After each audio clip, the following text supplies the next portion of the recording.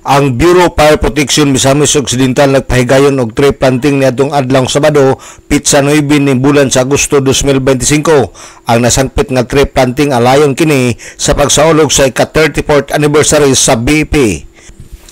Ug ang maong tree planting dinhi kini gipahigayon sa Barangay Bungbong, Osamis City, kauban sa BIP ang Solid Waste Management Office ning Dakbayan sa Osamis.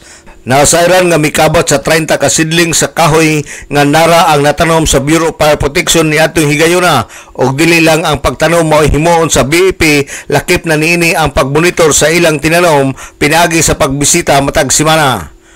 So mato na identify nila ang sa Barangay Bungbong. Unsa nga mga klase nga kahoy ang nahatag nato nga seedling sir katong nara.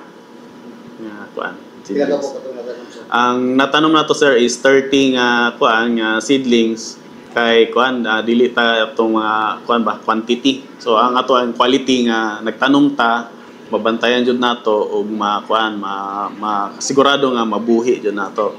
So dili lang siya nagtapos sa tree planting kay every week i-check jud nato kung siya na nabuhi ba. Okay, para ma-sustain jud siya ba nga ang katong 30 seedlings buhi jud siya tanan. Isa magtanom tag 100 unya ang mabuhi lang 5. So mas mayo na ang quality jud ang ang tutukan. Si City Fire Marshal Carmelito Junila sa Osamis City Fire Station. Gawas sa tree planting mo pahigayon usab og fun run karong Pitsa 24 nining bulana og isunod ang Fire Olympics. Alang sa DXDD Radio Kampana, ang radyo sa simbahan, WD45 Dudong Barcaminto, Danag sa Dakbayan.